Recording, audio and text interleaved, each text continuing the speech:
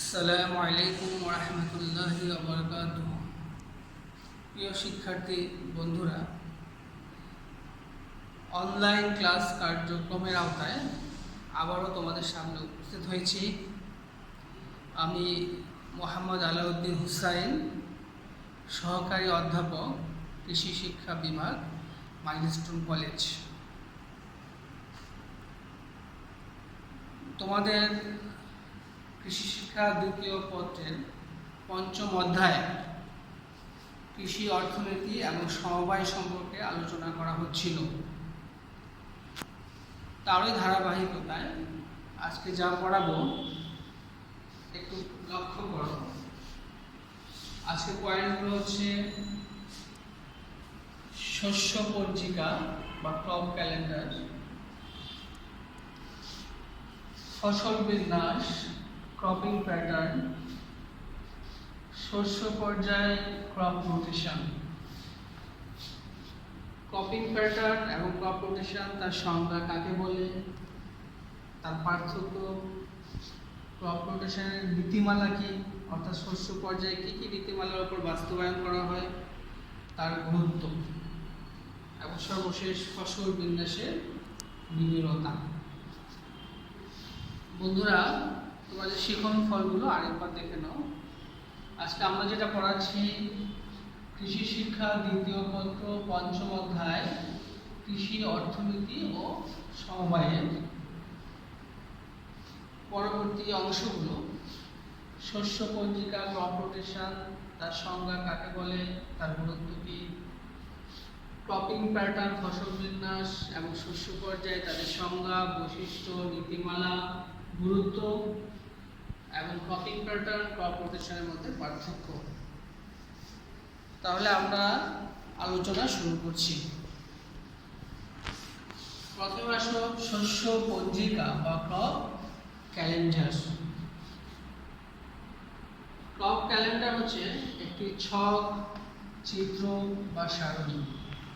আবার বলছি, crop calendar হচ্ছে একটি ছক, চিত্র বা সারণী যার মাধ্যমে দেখানো হয় একটি ফসলের উৎপাদন থেকে শুরু করে তার কর্তন পর্যন্ত যে সামগ্রিক যে চিত্রগুলো, অর্থাৎ কখন রোপণ করা হবে বা বীজ বপন করা হবে, কখন আন্তঃপরিচর্যা করা হবে, কখন তার সার দেওয়া হবে, কখন সেচ দেওয়া হবে এবং তার কর্তন সময় কতটুকু, অর্থাৎ ফসলের ডিউরেশন উৎপাদন থেকে শুরু করে কর্তন পর্যন্ত তার সামগ্রিক কার্যক্রম যে ছকে অথবা সারণীতে অথবা চিত্রে প্রদর্শন করা হয় সেটি হচ্ছে ক্রপ ক্যালেন্ডার।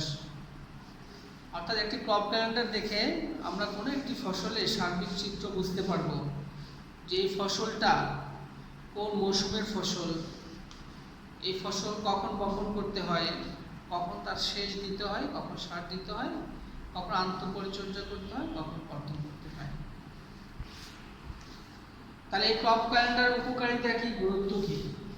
প্রথম হচ্ছে তার জীবনকাল সম্পর্কে আমরা জানতে পারবো, এর ডিউরেশন কতটুকু, বা এটা কোন মৌসুমের ফসল সেটা সম্পর্কে জানতে পারবো। শস্য চাষ পরিকল্পনা করতে পারবো, আমরা কোনো একটা ফসল চাষ করার আগে ক্রপ ক্যালেন্ডার দেখে আমরা তার পরিকল্পনা গ্রহণ করতে পারবো। কখন সার প্রয়োগ করতে হবে অথবা সেচ কখন প্রয়োগ করতে হবে সে সম্পর্কে জানতে পারবো। এর রোপণকাল কখন বা বপন কখন করতে হয় এবং তার আন্তঃপরিচর্যা কখন সে সম্পর্কে জানতে পারবো। এবং কোনো ফসল চাষ করার আগে তার পরিকল্পনাটা আমরা ক্রপ ক্যালেন্ডার দেখে গ্রহণ করতে পারবো। এবং কখন আমরা ঋণ গ্রহণ করব, ওই নির্দিষ্ট ফসল চাষ করতে হলে কখন ঋণ গ্রহণ করব, কখন চাষ করব সে সম্পর্কে আমরা জানতে পারবো। তাহলে আমি আবারও রিপিট করছি, শস্য পঞ্জিকা, ক্রপ ক্যালেন্ডার এটা হচ্ছে একটি ছক, একটি চিত্র অথবা সারণী, অথবা যার মাধ্যমে আমরা কোনো একটা ফসলের সার্বিক চিত্র, অর্থাৎ তার উৎপাদন থেকে শুরু করে তার কর্তন পর্যন্ত, অর্থাৎ ক্রপ ডিউরেশন, এই সময়ের কার্যাবলী সম্পর্কে আমরা সম্যক জ্ঞাত হতে পারব। এরপর আসো ক্রপিং প্যাটার্ন বা ফসল বিন্যাস, আবার একটা হচ্ছে শস্য পর্যায় বা ক্রপ রোটেশন। বন্ধুরা একটু মনোযোগ দিবে, বোঝার ব্যাপার আছে। ফসল বিন্যাস হচ্ছে কোনো একটা জমিতে এক বছরে যে ফসল চাষ করার যে ধারাবাহিক বা পর্যায়ক্রম অনুসরণ করা হয় সেটা হচ্ছে ফসল বিন্যাস। আবার বলছি, কোনো একটা জমিতে এক বছরে ফসল চাষ করার যে পর্যায়ক্রম অনুসরণ করা হয় সেটা হচ্ছে ফসল বিন্যাস। একটা উদাহরণ দিলে তোমরা ভালো করে বুঝবে। দেখো, আমাদের দেশে ফসল উৎপাদনের মৌসুম হচ্ছে তিনটি। ফসল উৎপাদনের মৌসুম তিনটি, একটা হচ্ছে রবি, খরিফ 1, খরিফ 2।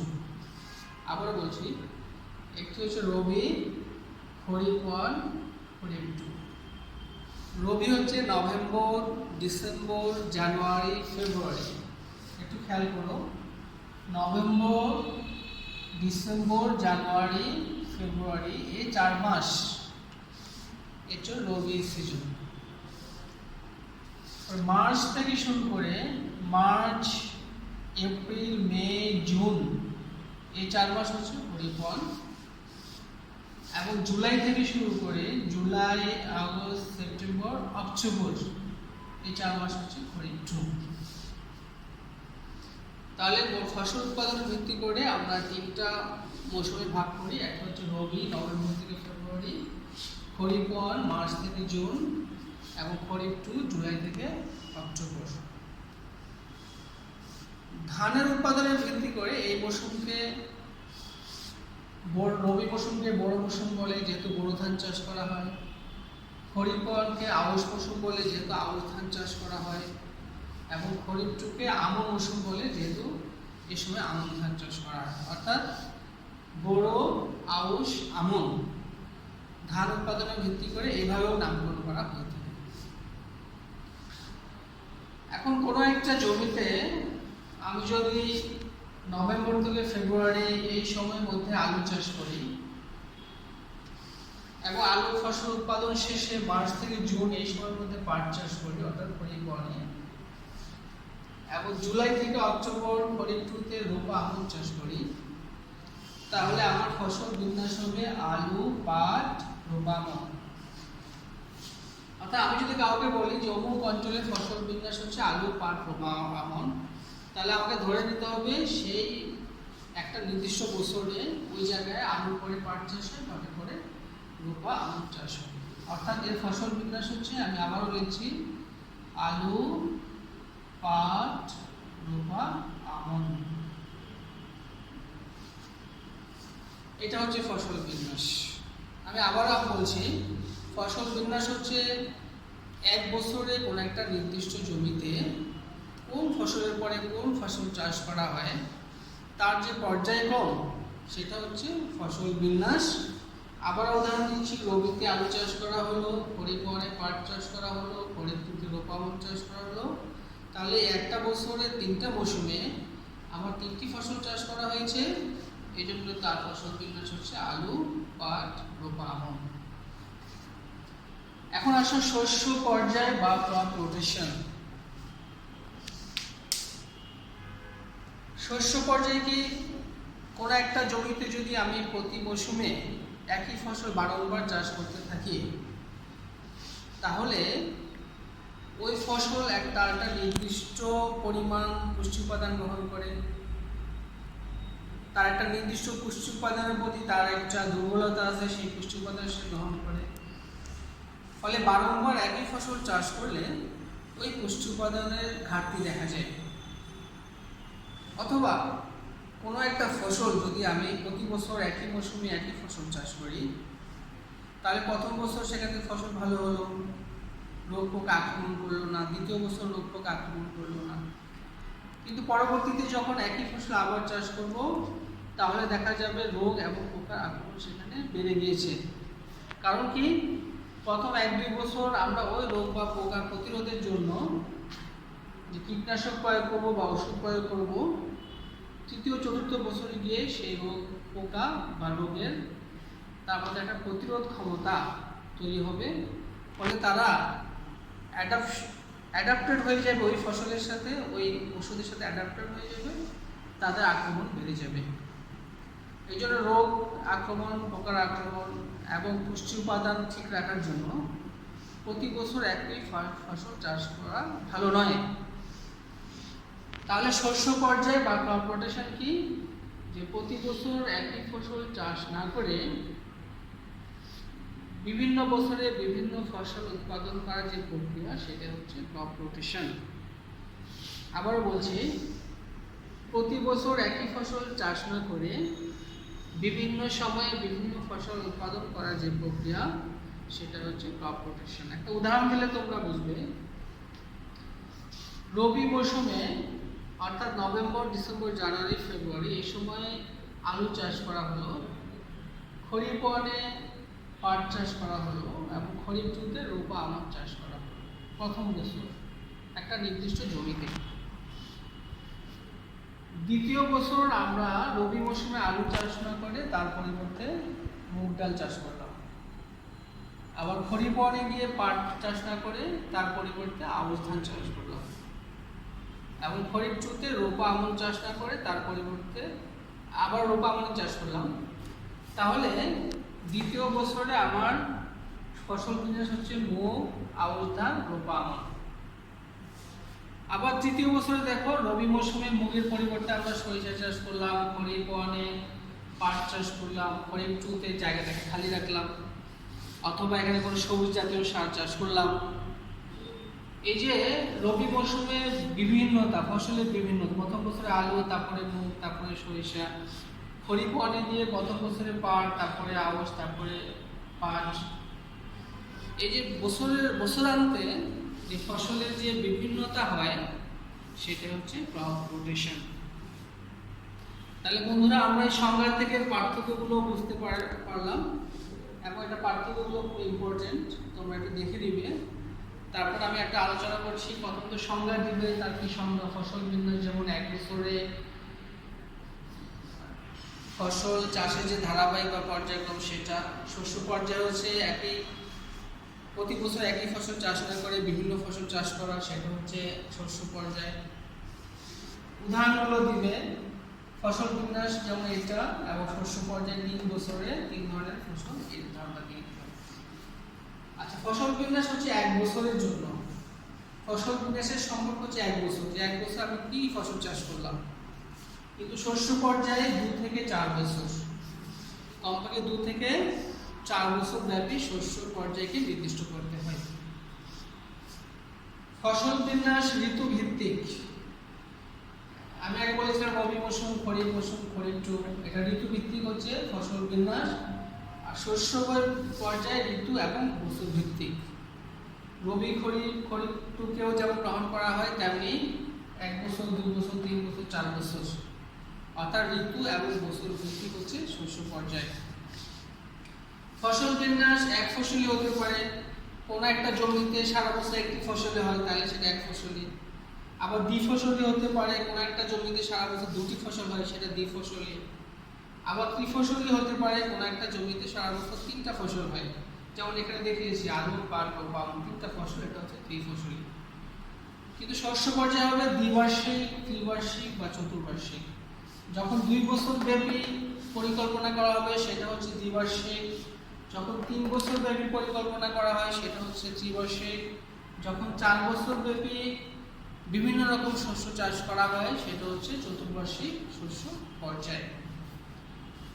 তাহলে বন্ধুরা, পার্থক্য লেখার সময় খেয়াল করবে সংজ্ঞা, উদাহরণ, বছরের সময়, ঋতুভিত্তিক এবং এক ফসলি, দ্বিফসলি, এর সাথে দ্বিবার্ষিক, ত্রিবার্ষিক, চতুর্বার্ষিক।